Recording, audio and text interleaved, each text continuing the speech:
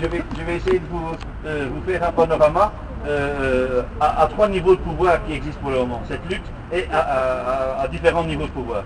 Il y a au niveau mondial, au niveau européen et au niveau local, c'est-à-dire national et subnational. Au niveau international, il y a toutes les institutions internationales qui sont contraignantes, c'est-à-dire que quand on fait des lois, il faut contrôler, sinon les lois ne servent à rien. Si on ne contrôle pas, on va dire, bon, la loi c'est ça, oui, et alors, je m'en fous, voilà. Et alors, si on fait des contrôles, il faut sanctionner aussi. Si tu ne fais pas attention, on va dire, voilà, j'ai contrôlé que tu avais mal agi, ah oui, ça me rapporte du fric, alors je continue. Donc, ça ne va pas. Donc, il faut sanctionner pour que ce soit correct.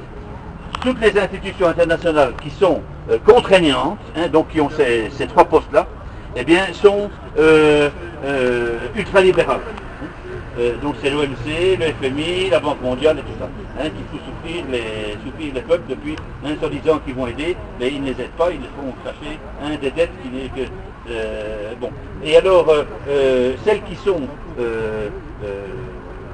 l'OIT, pour le travail, pour les enfants, l'UNICEF et tout ça, eh bien celles-là, elles ne sont pas contraignantes, elles sont consultatives. C'est-à-dire qu'on est obligé de les laisser parler, mais une fois que tu es sorti de la pièce, eh bien on fout tout ça à la poubelle, on n'en parle plus. Ils ne sont pas obligés de légiférer là-dessus. Ça c'est au niveau international. Alors au niveau international, il y a un deuxième front qui est en train de s'ouvrir pour le moment, qui est déjà ouvert depuis longtemps, mais en secret.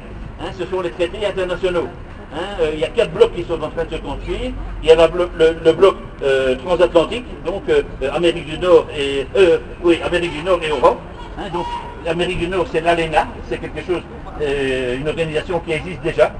Et alors qui veulent fusionner avec l'Union européenne pour faire un grand marché transatlantique, voilà, qui représente 46% du PIB mondial.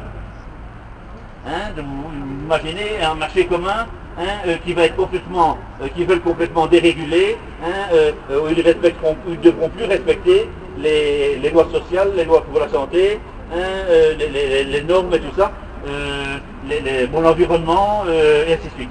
C'est-à-dire que ceux qui veulent imposer sur ces marchés, c'est la concurrence libre et non faussée. Qu'est-ce que ça veut dire concurrence libre et non faussée? Quand tu dis ça aux gens, concurrence libre, vive la liberté. Et non faussée, ça veut dire c'est transparent. Vive la transparence. C'est pas ça du tout que ça veut dire. Ça veut dire qu'ils veulent récupérer le droit naturel, parce que dans la nature, ça existe. C'est comme ça. On a le droit de récupérer le droit d'exploiter impunément, parce que dans la société démocratique et tout ça, avec les lois et tout ça, on ne peut pas, on sera puni, ou bien on ira en prison, ou bien on va payer des taxes et des impôts.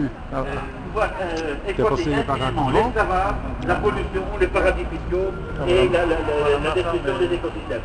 Ils veulent pouvoir faire des saloperies. C'est laquelle des deux? C'est laquelle des deux? De paraître coincé, de donner des bons salaires.